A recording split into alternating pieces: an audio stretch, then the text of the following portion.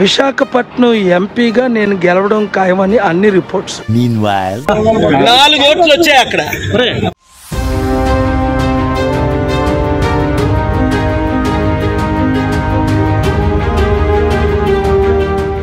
Andhra Pradesh election results వచ్చిన తర్వాత చాలా మంది రకరకాలుగా వాళ్ళ అభిప్రాయాల్ని డిఫరెంట్ సెలబ్రేషన్స్తో ఎక్స్ప్రెస్ చేశారు. కూటమి కుమ్మేసిందని, పవన్ కళ్యాణ్ పాలిటిక్స్లో తుఫాన్ క్రియేట్ చేశారని.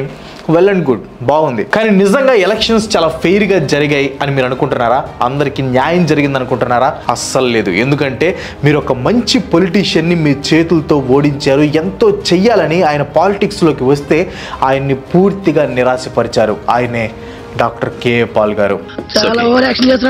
ఆయన ఎన్నిసార్లు చెప్పారు కేవలం కొండలో నీరు మాత్రమే తాగండి, హెల్త్ కి చాలా మంచిదని. కానీ మీరేం చేశారు? సమ్మర్ కదా అని ఫ్రిడ్జ్ లో నీళ్లు తాగారు. నాన్నకు ప్రేమతో మూవీలో జూనియర్ ఎన్టీఆర్ గారు ఒక విషయం చెప్పారు. ఎక్కడో జరిగే ఒక ఇన్సిడెంట్ ఇంకెక్కడో జరిగే ఈవెంట్ ని డిసైడ్ చేస్తుంది, అదే బటర్ఫ్లై ఎఫెక్ట్ అని. మీరందరూ సమ్మర్ లో ఫ్రిడ్జ్ వాటర్ తాగటం వల్ల కేఏ పాల్ గారి కొండ పగిలిపోయింది. అదే మీరు గనక కొండలో తాగుంటే మీ బ్రెయిన్ లో ఆటోమేటిక్ గా కేఏ పాల్ గారిని గెలిపించాలి అని సబ్ కాన్షియస్ గా రిజిస్టర్ అయ్యేది.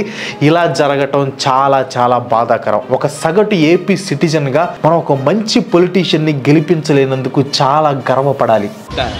క్రాంతి, అది గర్వపడటం కాదు, సిగ్గుపడాలి అని చెప్పాలి. సారీ, మనందరం సిగ్గుపడాలి. మన ఆంధ్రప్రదేశ్ బాగా డెవలప్ అయ్యి అమెరికా రేంజ్ కి వెళ్లే ఛాన్స్ ని మిస్ అయింది. ఈ మిస్టేక్ మళ్ళీ రిపీట్ చేయకూడదు. ఇదే మిస్టేక్ మళ్ళీ రిపీట్ అయితే మన ఏపీ ఎప్పటికీ అమెరికా అవ్వదు. అసలు కేఏ పాల్ గారు ఎందుకు ఓడిపోయారో ఈ వీడియోలో తెలుసుకుందాం. నెక్స్ట్ ఎలక్షన్స్ లో అయినా కనీసం ఆయన ఫ్యామిలీ ఓట్లైనా ఆయనకి పడేలా గెలిపిద్దాం. అసలు ఆయనకి జరిగిన అన్యాయం చూడండి. 235 బూతులు వాళ్ళ ఫ్యామిలీ మెంబర్స్ కలుపుకొని 22 మంది ఆయనకి ఓట్లు వేశారు. 22 మంది ఫ్యామిలీ మెంబర్ రిలేటివ్స్ ఓట్లు వేశారు.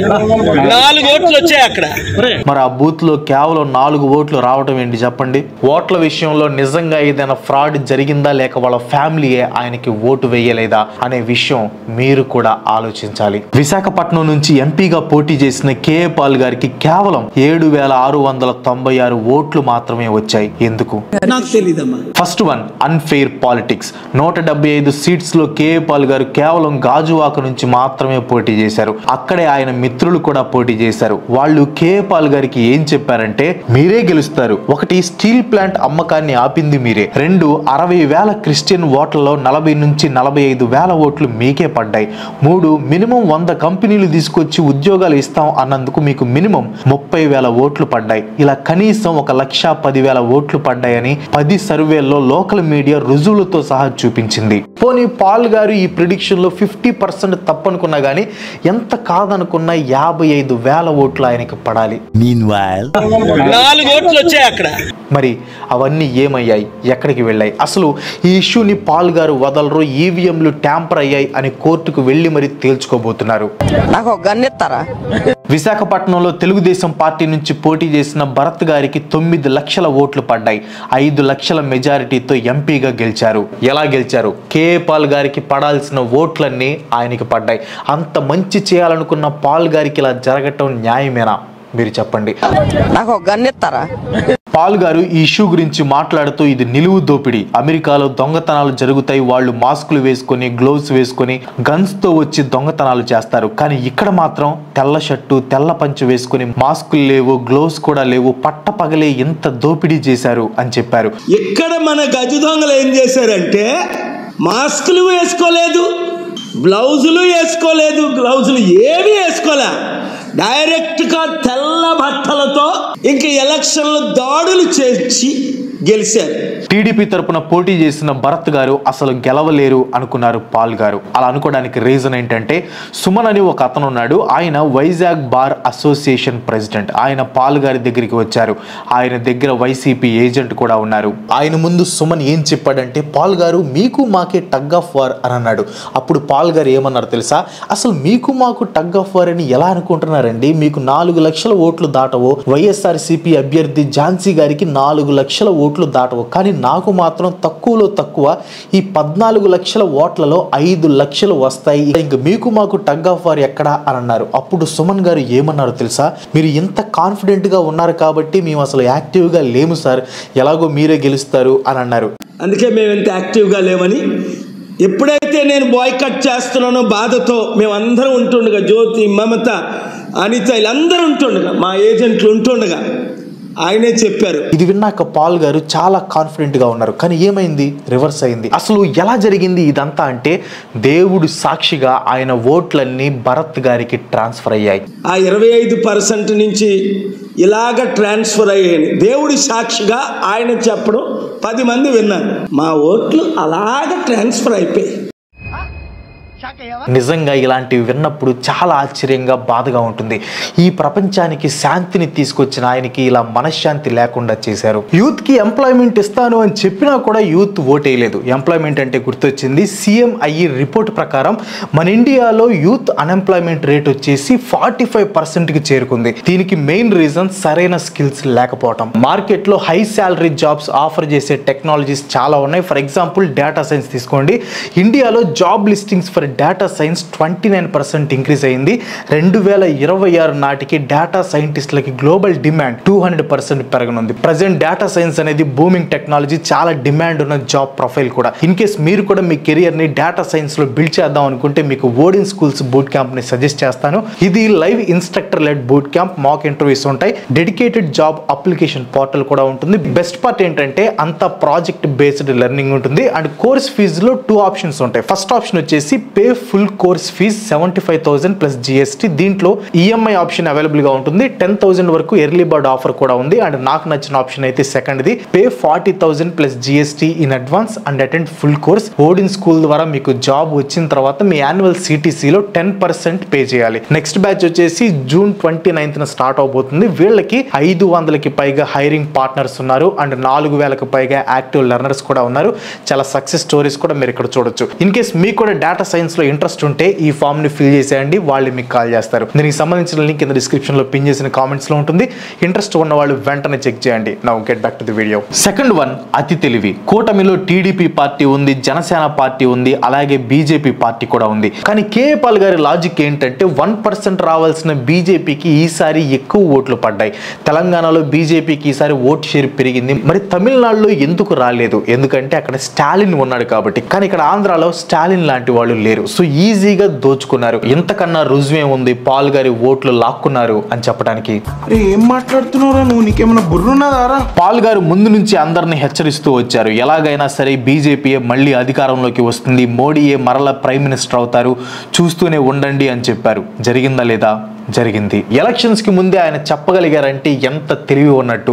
మరి అలాంటప్పుడు ఇదే ప్రిడిక్షన్ ఆంధ్రాలో తప్పు జరగటం ఏంటి? చంద్రబాబు నాయుడు గారు మోడీ గారిని 2013లో ఘోరంగా తిట్టారు. కానీ ఇప్పుడు చంద్రబాబు నాయుడు గారు NDAకి కింగ్ మేకర్ అయ్యారు. అసలు ఆంధ్రాలో గెలవలేరు అనుకున్న వాళ్ళు ఇప్పుడు సెంట్రల్ లో పవర్ సాధించారు. అసలు ఇది ఎలా పాసిబుల్ అయింది అని పాల్ గారు పబ్లిక్ గా ప్రశ్నించారు. దేవుడు ఈ EVM ట్యాంపరింగ్ జరగకుండా పాల్ గారిని ఎందుకు సేవ్ చేయలేదు అని మీరు ఆయన అడగొచ్చు. దేవుడు అనుకుంటే ఏదైనా చేయగలడు. పాల్ గారు ప్రార్థించారు. ఆ ప్రార్థనలో పాల్ గారు 5 నుంచి 3 లక్షల వరకు మెజారిటీ ఇవ్వమని దేవుడిని అడిగారు. కానీ ఎలక్షన్ రిజల్ట్స్ లో మాత్రం దేవుడు అలా ఇవ్వలేదు. ఎందుకంటే ఇలానే జరగాలి అని ఉంది.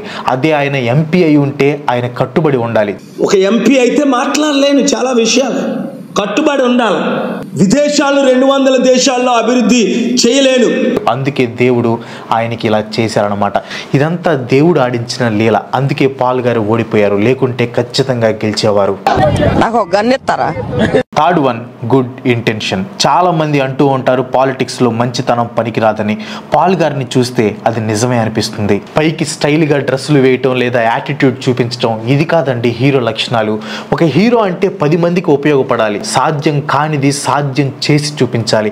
ఎన్ని కష్టాలు వచ్చినా దృఢంగా నిలబడాలి. సెల్ఫిష్గా తన కోసం కాకుండా సెల్ఫ్లెస్గా ప్రజల కోసమే బ్రతకాలి. ఇవి నిజమైన హీరో లక్షణాలు.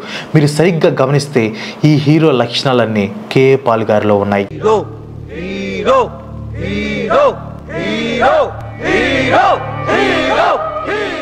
మీరు పైన చూసి ఆయన ఒక కమెడియన్ అనుకుంటున్నారు, కానీ కాదు. ఎలానో చెప్తాను చూడండి. ఆంధ్రప్రదేశ్ని అభివృద్ధి చేయడానికి, 1 స్పెషల్ స్టేటస్ తీసుకురావడానికి, 2 మీకు మంచి జాబులు ఇవ్వడానికి, 3 100 కంపెనీలు తీసుకురావడానికి ఆయన ఒక్కరే ఓపెన్గా మాట్లాడుతూ వచ్చారు. ఆంధ్రప్రదేశ్ అప్పులన్నీ ఎవరు తీరుస్తారు? ఆయన ఒక్కరే సొంతగా ఆయన డబ్బులతో ఆంధ్రప్రదేశ్ అప్పుల్ని తీరుస్తాను అని అన్నారు. పాల్ గారు తెలంగాణ అండ్ ఆంధ్రప్రదేశ్ ముఖ్యమంత్రులు గనక ఒకే ఒక్క లెటర్ రాసి అందులో పాల్ గారు మీరు బిలియనీర్స్ని తీసుకురండి, అమరావతిలోను హైదరాబాద్లోను సమ్మిట్ పెడదాం అని చెప్తే చాలు, కేవలం 6 నెలల్లో 1,00,000 కోట్ల రూపాయలు తీసుకొస్తా అన్నారు.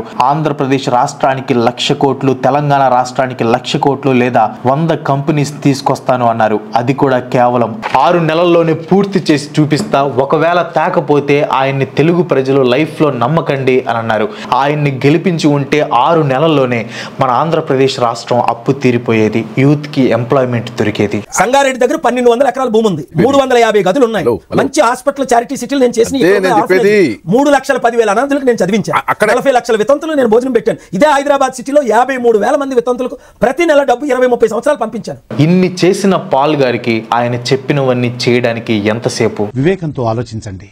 ఒకసారి కేఏ పాల్ గారి ఇన్స్టాగ్రామ్ ప్రొఫైల్ చూడండి. The world's most popular evangelist, an international piece maker. ఆయన చేతులతో ఎన్నో యుద్ధాలు ఆపాడు, ప్రపంచం అంతా శాంతిలో ఉండాలి అని చూశాడు. The modern day Gandhi. ఈ రోజుల్లో కూడా గాంధీ గారు మన మధ్యనే ఉన్నారంటే మనం ఎంత గర్వపడాలి. ఆంధ్రప్రదేశ్ అప్పుల్లో కూరుకుపోయి ఉంది, ఇంకో పక్క క్యాపిటల్ లేదు, ఇంకో పక్క యూత్ కి ఎంప్లాయ్మెంట్ లేదు. ఇవన్నీ కూడా ఆయన 6 నెలల్లో చేస్తా అని హామీ ఇచ్చారు. మన ఆంధ్రప్రదేశ్ కేవలం ఒక మంచి పొలిటీషియన్ ని కోల్పోవడమే కాదు, 1,00,000 కోట్ల అప్పుని కోల్పోయింది, 1000 కంపెనీలు కోల్పోయింది, అమెరికా రేంజ్ లో అభివృద్ధిని కోల్పోయింది. సైకిల్, గ్లాస్ అండ్ ఫ్యాన్ ఇవన్నీ కేవలం వస్తువులు మాత్రమే, కానీ కొండ అనేది ఒక ఎమోషన్. మీరు అలసిపోయి వస్తే దాహం తీర్చేది కొండ. మట్టి నుంచి కొండను చేస్తారు కాబట్టి మీరు పొగరు, అహంకారం అన్ని తీసేసి డౌన్ టు ఎర్త్ ఉండేలా మిమ్మల్ని కొండ చేస్తుంది. మట్టిలో ఎన్నో మినరల్స్ ఉంటాయి కాబట్టి మీకు ఎలాంటి అనారోగ్యం రాకుండా చూసుకుంటుంది. అలాంటి ఒక నీళ్ల కొండని మీరు గెలిపించలేకపోయారు. పాపం ఆయన ఒక్కరే కొండని మోసుకుంటూ వెళ్ళారు. మీరు ఒక చెయ్యేసి సహాయం చేసుంటే ఆయనతో పాటు మీరు కూడా ఆ కొండ నుంచి సహాయం పొందేవారు. బట్ ఎనీవే, జరిగిందేదో జరిగిపోయింది. ఈసారైనా ఇక నుంచైనా కానీ పాల్ గారిని ఓడిద్దాం. క్రాంతి, ఓడిపోదాం కాదు, సారీ పాల్ గారి గురించి చెప్తూ కొంచెం ఎమోషన్లో మర్చిపోయాను. మీకు కూడా తెలుసు కదా, ఎమోషన్ ఎక్కువైతే ఇంటెలిజెన్స్ ఆటోమేటిక్గా 0 అయిపోతుందని. ఏపీ లాస్ట్ ఏ జెమ్ లైక్ కేఏ పాల్ గారు. అది లాస్ట్ కాదురా, ఏపీ డిఫిటెడ్ ఏ జెమ్ అని చెప్పనాలి. హలో, ఆ మెంటల్ హాస్పిటల్ అండి, మా అన్నయ్యతో కొంచెం పిచ్చిగా మాట్లాడుతున్నారు, దయచేసి తొందరండి సార్. సార్ మీ పుణ్యం తొందరండి సార్.